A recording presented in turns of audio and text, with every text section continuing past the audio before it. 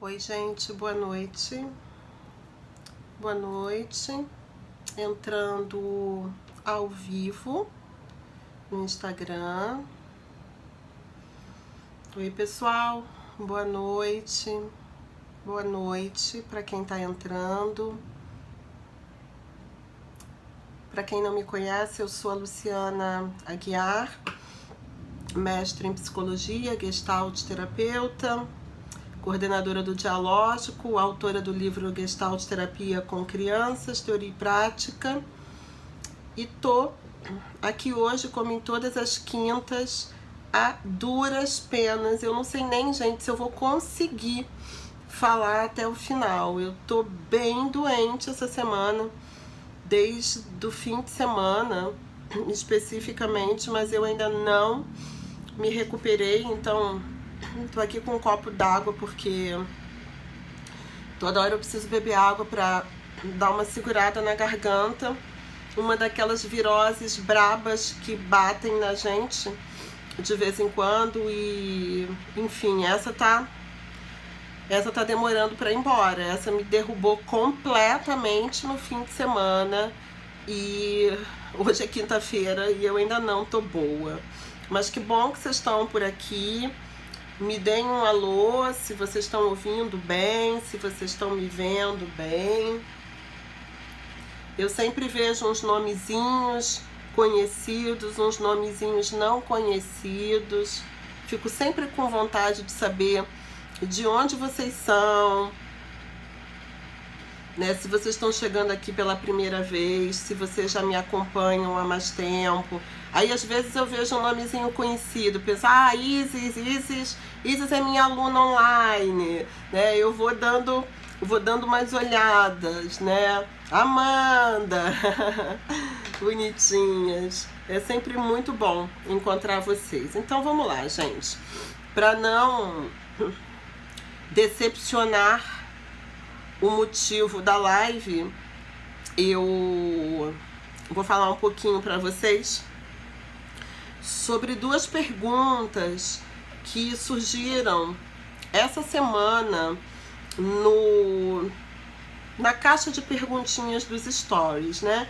Quem acompanha aqui o perfil sabe que eventualmente eu jogo uma caixinha de perguntas nos stories para vocês poderem fazer as perguntas de vocês e o que acontece é que tem muitas perguntas que eu não consigo responder, como eu sempre digo, porque ou elas são uma aula e que não dá para explicar nem aqui, ou elas são perguntas querendo que eu dê a parte do todo e uma parte sem o todo fica completamente sem pé e cabeça, ou são perguntas que eu talvez tenha que escrever mais do que aquele espacinho. E dessa última vez teve duas perguntas que eu publiquei nos stories, mas avisando que eu ia comentar na live. E a primeira pergunta era de uma menina que me perguntava, de uma psicoterapeuta menina. Mas uma menina, né? Uma psicoterapeuta que me perguntava assim, porque vocês também, né, gente? Vocês fazem umas perguntas assim, do nada, e que eu sempre tenho vontade de, diante daquela pergunta, fazer mais 20 perguntas para tentar entender do que vocês estão falando, né? Porque, como vocês sabem, uma leitura gestáltica, ela é uma leitura de campo, ela é uma leitura compreensiva das relações de campo. Então, quando vocês me trazem uma coisa solta, eu fico sempre com muita dificuldade de responder, mas a gente pode, né, pensar em possibilidades. A primeira pergunta, bem no estilo pergunta solta, foi: e quando a criança quer ficar só de calcinha na sessão? Essa é a pergunta. Eu não sei se todos vocês viram essa pergunta nos stories, mas a pergunta era essa. Sem antes, sem depois, sem contexto, né? Já que a caixinha de perguntas também não permite que vocês façam isso. E aí eu não sabia exatamente como que eu ia escrever o que eu vou dizer agora naquele espacinho. E aí, gente, veja bem. Quando uma criança pede para tirar o sapato, ou tira os sapatos para entrar na sessão, alguém problematiza isso? Nunca ninguém me perguntou, se bem que para tudo há uma primeira vez na vida, né, gente? Mas nunca ninguém me perguntou, e se a criança quiser tirar o sapato? E se ela quiser tirar a meia? Sabe? Mas essa menina me perguntou sobre e se a criança quiser tirar a roupa e ficar de calcinha. Então, o primeiro impacto que a pergunta traz é o impacto do conteúdo, né? É o impacto, uma criança que quer ficar de calcinha na sessão. Deixando de lado o impacto, o possível impacto, não digo impacto, o possível impacto do conteúdo, vamos lá, gente. O que a gente precisa pensar diante de uma situação como essa? Em primeiro lugar, sempre, digo sempre, é quase um mantra, gente. Em primeiro lugar, qual é a idade da criança? A idade da criança aí faz diferença. Porque quanto menor a criança, menos ligada numa questão de privacidade, cuidado com a exposição do corpo, sentimentos como vergonha, adequação / inadequação de estar de uma determinada forma nos espaços. Quanto menor a criança, menos noção a criança tem disso. Inclusive porque a gente tá mergulhado numa cultura que possibilita que crianças pequenas andem de calcinha, né? Que crianças pequenas, meninas frequentem a praia só de biquíni, sem parte de cima. E na medida que essas crianças vão crescendo, isso começa a ser podado, isso começa a ser interditado. Nada de ficar de calcinha, você já é uma mocinha. Não pode. Assim, com as meninas isso ainda é mais acirrado, mas de alguma forma acontece com os meninos também, né? Você não vê meninos de 11 anos chegando na casa da avó e tirando a roupa para ficar de cueca mais à vontade, assim, normalmente, né, gente? Então, tem a primeira coisa que eu perguntaria para a pessoa que deixou essa pergunta é: qual é a idade dessa criança? A segunda coisa que está ligada a isso e que é fundamental para a gente entender um pedido como esse e não ficar impactado com o conteúdo sem conduzir, sem manejar de uma forma que seja bacana dentro da relação terapêutica, é: que família é essa na qual essa criança se insere?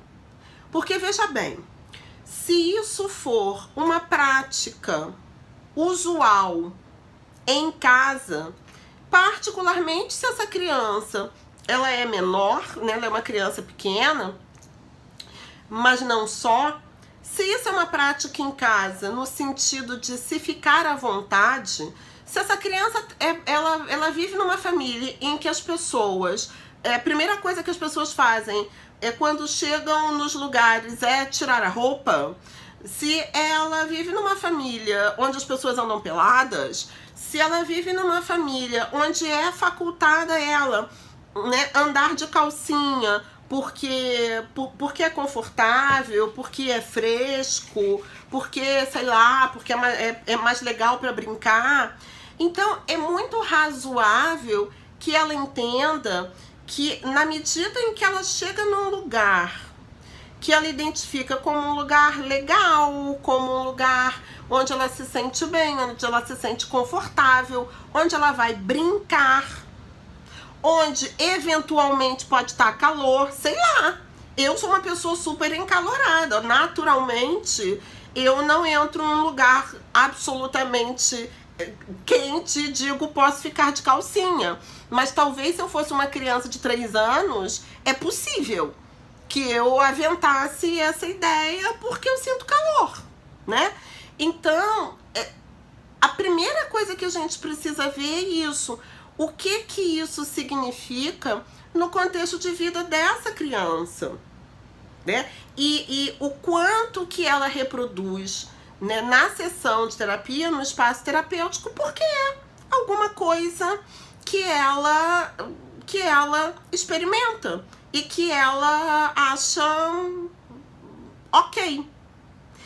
Isso é muito comum, não só esse tipo de hábito, como alguns outros que são típicos ou específicos de uma família. Não é incomum as crianças elas viverem situações, às vezes, de confrontos, de choques, de embates, até de situações em que elas ficam constrangidas porque elas chegam nos lugares, na casa do amiguinho, sei lá o que, e tratam com naturalidade, no sentido de eu faço isso sempre, é ok para fazer isso, reproduzindo comportamentos muito típicos da sua família e que podem não ser tão típicos nas famílias alheias ou nas outras situações. E é esse o ponto aí, entende? É esse o ponto que precisa ser trabalhado com a criança. Antes de qualquer coisa, eu preciso checar com a criança para que ela quer ficar de calcinha. Eu preciso entender que pedido é esse. Ela pode simplesmente dizer, sei lá, que tá com calor. Ou ela pode dizer que, porque na minha casa eu sempre fico. Ou, sei lá. Então, eu preciso, ao invés de ficar, posso, não posso, eu preciso checar com a criança o que ela quer de fato. E aí, dependendo do que ela responde, o que eu vou precisar trabalhar, e é uma coisa que é muito importante, que a gente faz isso o tempo inteiro, é trabalhar diferença, trabalhar discriminação, né? Eu preciso entender se isso é uma prática ok, se isso é alguma coisa que para esses pais, ok, se essa é a forma dela se comportar nos lugares. E preciso dizer para ela, e eu acho no primeiro momento mais prudente fazer isso, principalmente se eu tô começando a conhecer essa criança, principalmente se eu ainda não sei exatamente como essa família é,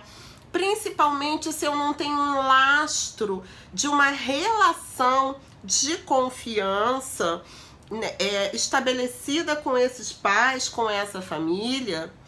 O que eu faria era checar com ela qual era a necessidade. Para quê? Porque se ela tem uma necessidade, vambora pensar em formas de dar conta dessa necessidade. Mas marcando para ela que, sei lá, apesar dela estar com calor, que na minha sala não seria, porque a minha sala é gelada. A criança vai querer se enrolar no cobertor. Apesar dela estar com calor, ou apesar dela se sentir mais à vontade, etc, ou sei lá o que, eu, num primeiro momento, sem outros detalhes, eu trabalharia com ela a diferença que existe entre o ambiente de casa e o ambiente da terapia. E por que eu faria isso? Porque eu brinquei inicialmente dizendo para vocês, né? Ninguém problematiza se a criança quer tirar o sapato, mas a gente problematiza se a criança quer tirar a roupa. E sim, de alguma forma, não é uma preocupação indevida, porque, né, existe toda uma carga de sentidos em relação a isso que não existe em relação a tirar os sapatos. Então, uma atitude prudente seria dar um limite, mostrando para ela que existem diferenças entre ela ficar de calcinha à vontade em casa e ela ficar no consultório e ela ficar num outro lugar, porque quando eu digo isso, o ponto não é tanto, ela não pode ficar de calcinha aqui. Não é só isso, né? É assim, em que medida, em outras situações, esse tipo de pedido pode gerar reações e colocações dos adultos mais difíceis para a criança. E, portanto, eu saberei fazer isso de um jeito que ela continuará se sentindo atendida, porque eu vou verificar com ela o que está acontecendo. Então, assim, eu nunca tive uma criança que quis ficar de calcinha ou de cueca, mas eu já tive crianças, sei lá, tinha um menino que tinha nervoso da gola, da blusa, e ele sempre pedia para tirar quando a gola era uma gola muito aqui, né? Uma outra menina, uma vez, estava com o cinto da saia muito apertado, e assim, eu quero tirar, então vamos ver o que a gente pode fazer, entende? Então é muito difícil. A menina pediu, a criança pediu para ficar de calcinha na sessão, para tudo. Tá, mas o que ela quer? Ela pode estar com uma roupa apertada. E aí fica difícil. Ela pode estar com uma calça, sei lá, cigarrete, porque as mães põem umas roupas nas crianças, as crianças ficam igual as múmias, não conseguem se mexer. Ela pode estar com uma calça e ela não conseguir sentar no chão. E eventualmente ela tem que abrir a calça. E, enfim, numa situação como essa, né, talvez a gente possa de alguma forma se assegurar, né, com o responsável. Ai, a calça tá me apertando, eu não consigo sentar. O que a gente pode fazer? O que a gente pode fazer? Ah, eu queria tirar a calça, não sei o quê. Mas quando que você tira a calça e fica de calcinha? Onde que você tira a calça e fica de calcinha? Ah, em casa eu fico, na casa da minha avó, né? Mas assim, nem todos os lugares a gente pode tirar a calça. Digamos que essa criança tem uma mãe que esteja ali na sala de espera.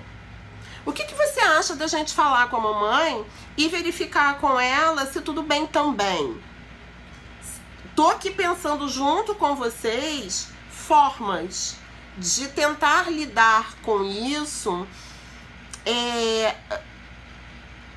sem trabalhar com sim e com não, ou tentar de cara mandar um limite, uma coisa que pode ser vivenciado como algo extremamente normativo e que a criança não consegue se sentir atendida. Deixa eu ler o que a Dani está falando aqui. Este pedido nos mostra como a criança normatiza regras do convívio social, dependerá muito da faixa etária, certo? Sim, sim. Ela pode fazer esse... É claro, né? Porque muito provavelmente, se ela faz isso em outros lugares, né? Se ela faz isso em casa, ela talvez não possa fazer isso simplesmente, ela talvez precise pedir. Ou ela começa a perceber, e por isso ela pede, ela começa a perceber que talvez em casa ela possa ficar de calcinha, mas outro dia na casa não sei de quem ela não pôde. E aí ela pergunta para a terapeuta, muitas vezes já é muitas vezes já é uma segunda tentativa. As crianças checam. As crianças aprendem coisas em casa e na medida que elas vão crescendo e se inserindo no mundo, elas começam a perceber que casas diferentes têm regras diferentes, que nem todo mundo pensa do mesmo jeito, que o que ela faz na casa dela, o coleguinha não faz na casa dele.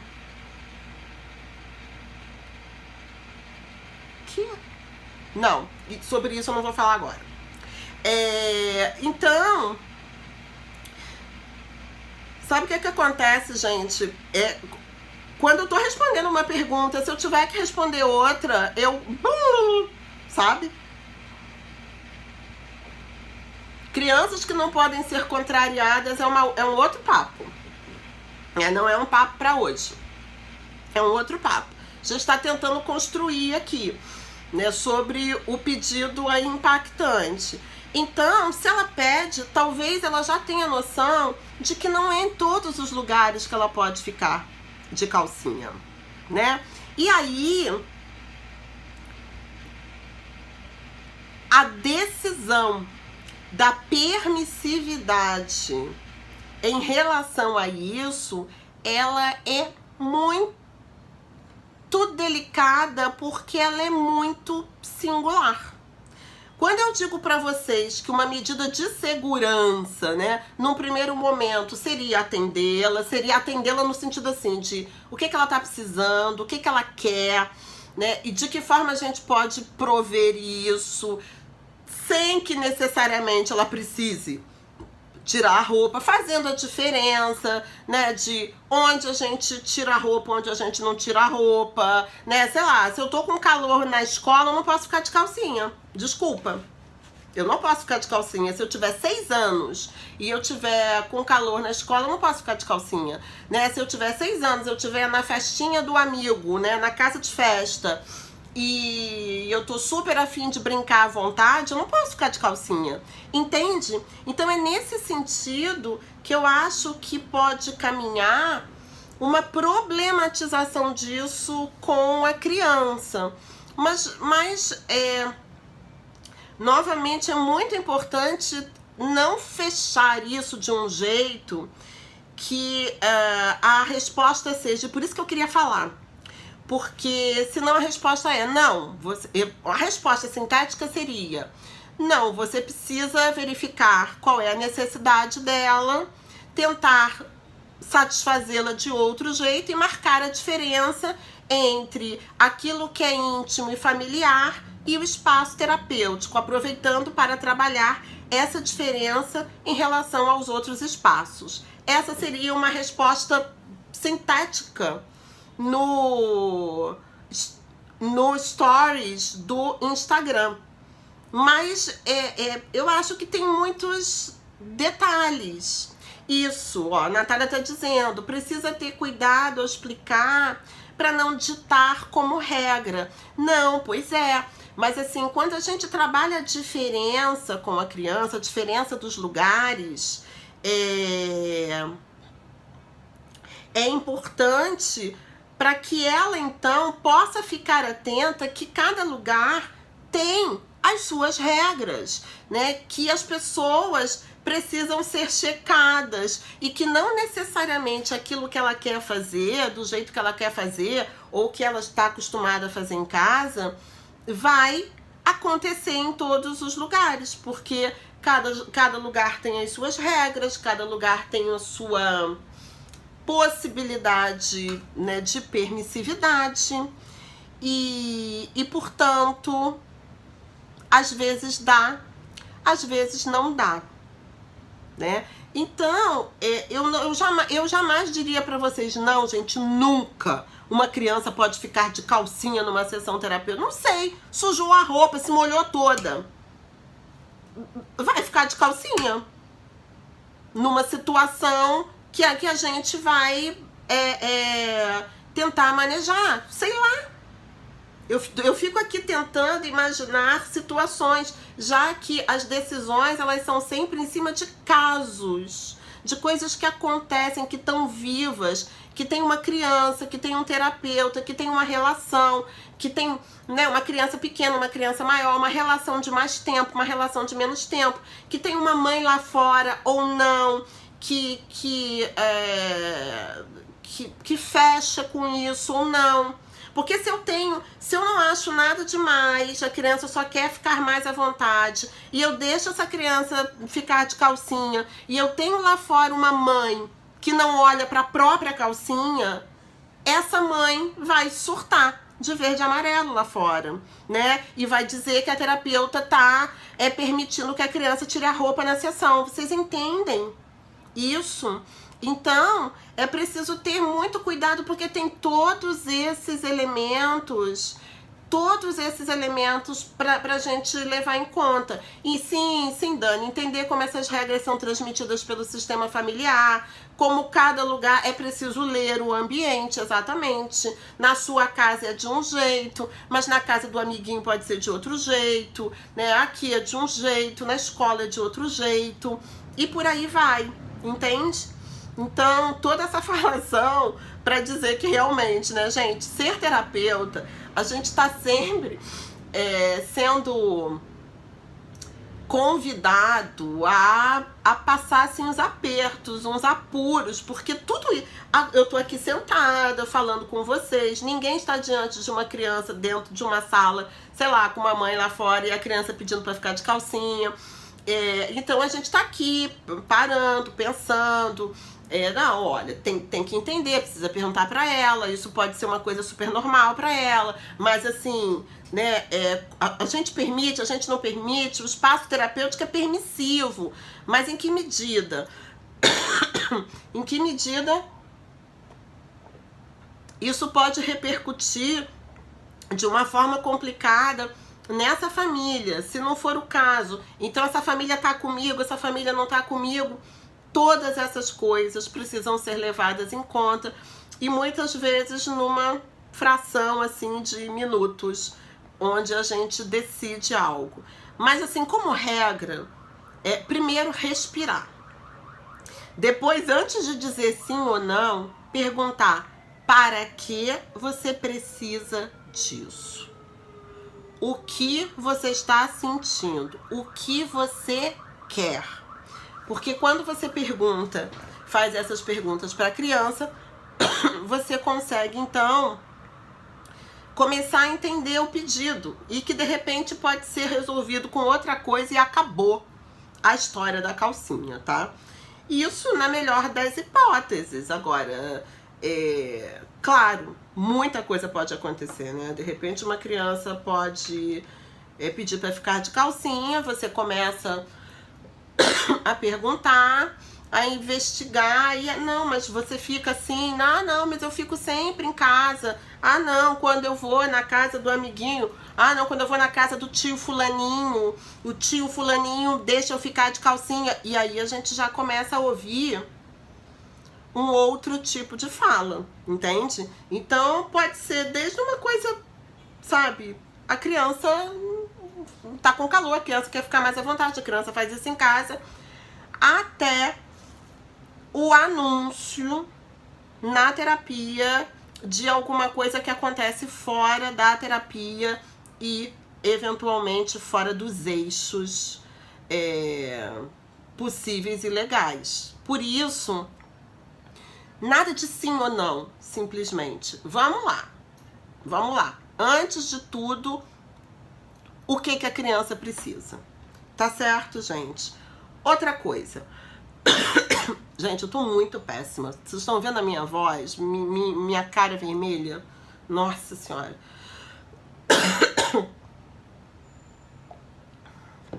Uma outra coisa, uma outra perguntinha. Mais ou menos na mesma vibe, não, mentira. Eu é que fiz uma costura na minha cabeça entre as duas perguntas. Mas a outra pergunta era assim, uma criança de 10... O que fazer?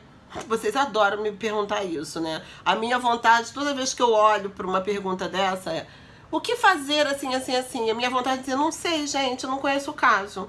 Mas aí, bora lá pensar, né? O que fazer com uma criança de 10 anos? Aí, nesse caso, a moça deu a idade da criança. O que é bom, porque faz diferença. O que fazer com uma criança de 10 anos que está sempre pedindo carinho, colo, beijo, abraço? Então, há algumas semanas atrás, eu fiz duas lives falando sobre essa coisa de contato físico entre psicoterapeuta e criança. A primeira live falando foi por conta de uma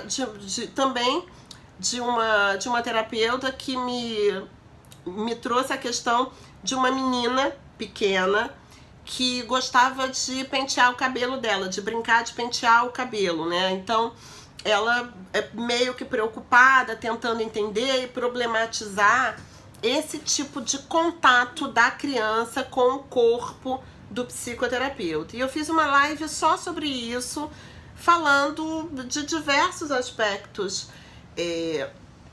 do toque físico na criança. Essa live está no YouTube. E na semana seguinte eu fiz uma da contrapartida, né? Do terapeuta que fica querendo agarrar a criança, que fica querendo abraçar a criança, beijar a criança, apertar a criança e, sei lá, botar a criança no colo e tudo mais. E a gente falou também sobre isso.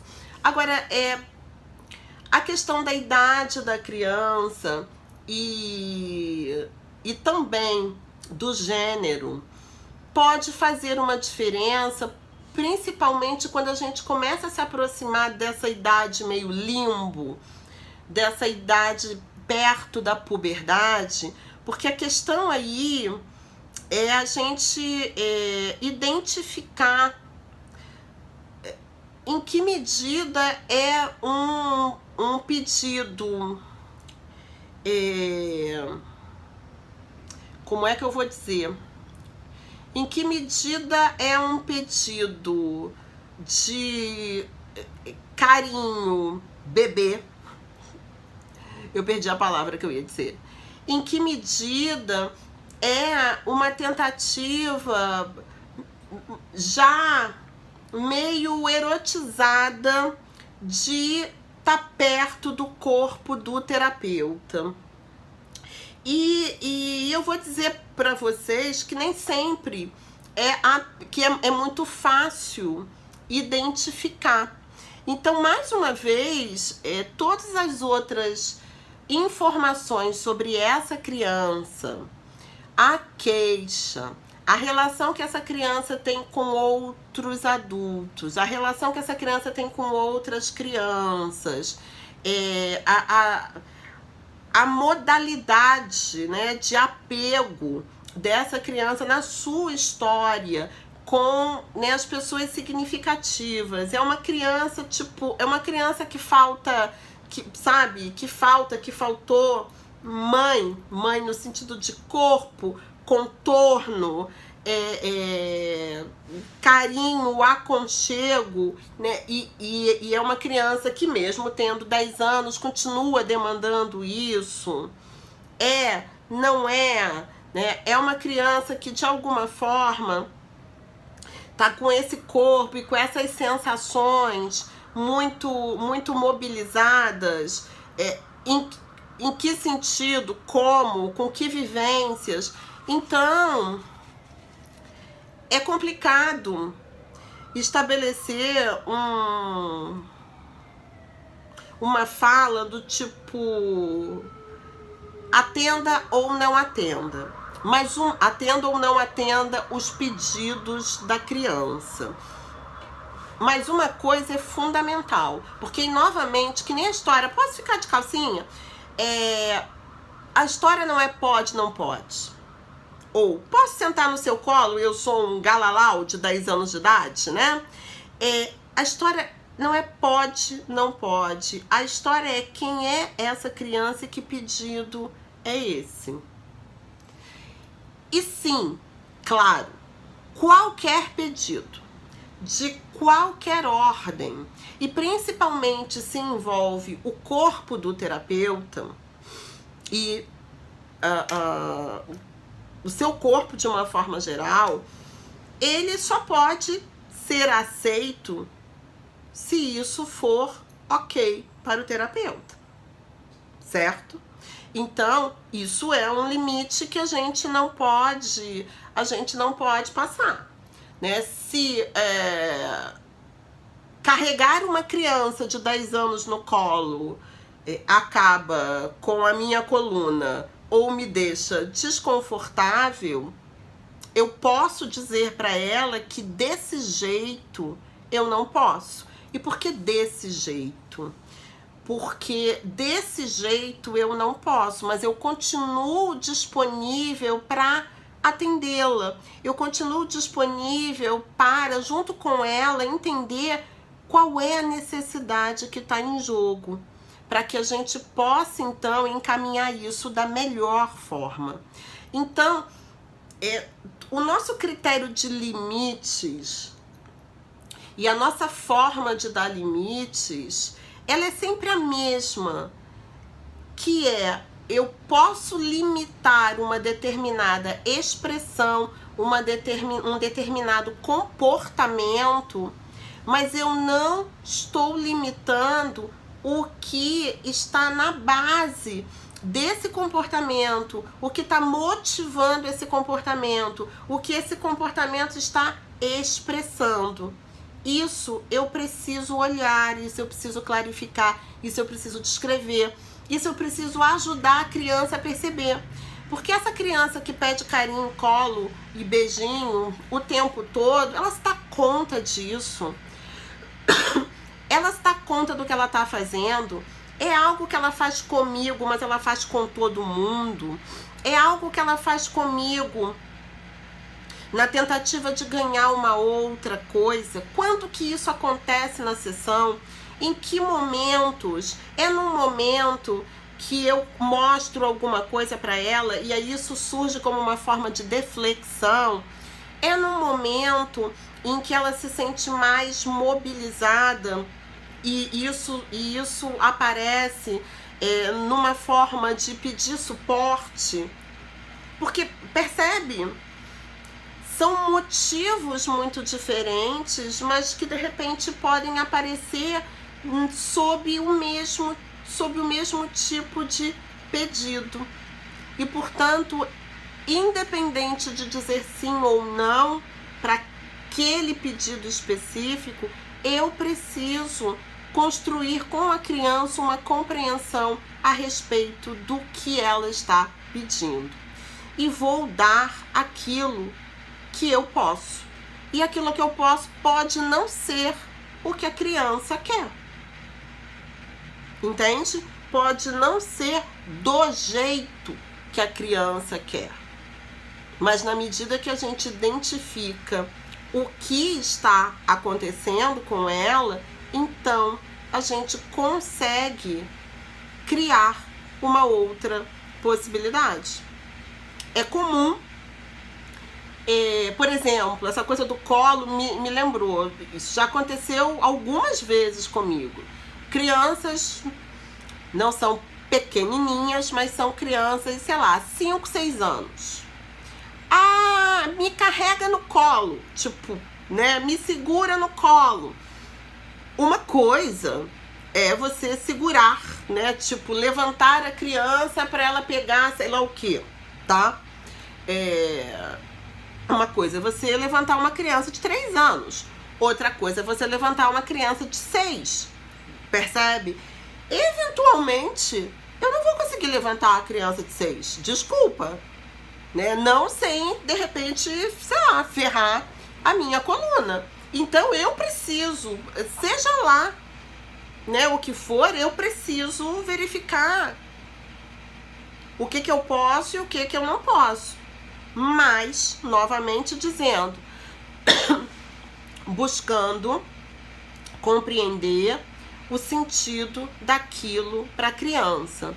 Recomendo fortemente, quem não viu a live sobre contato físico, procura no nosso canal lá do YouTube, porque eu sempre subo as lives para lá. E eu trouxe essas perguntinhas para cá, mesmo não tendo respostas absolutamente conclusivas, porque eu achei ainda melhor do que responder nos stories, porque nos stories eu acabo sendo muito papum. E essas duas situações, na verdade, são perguntas que não são perguntas de stories, nem são perguntas de live. Essas duas situações, elas são perguntas, gente, de supervisão clínica. Porque a única forma de entender com clareza qual é da menina da calcinha e qual é o que eu entendi do menino que pede colo, beijo e abraço da terapeuta, a única forma da gente entender efetivamente qual é de um e de outro é através, né, da escuta de todos os elementos envolvidos na história.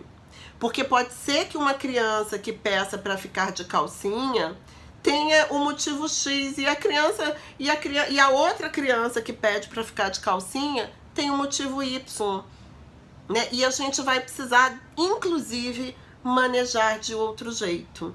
Então, eu sinto decepcioná-los por não dar uma resposta única, por não ter um protocolo.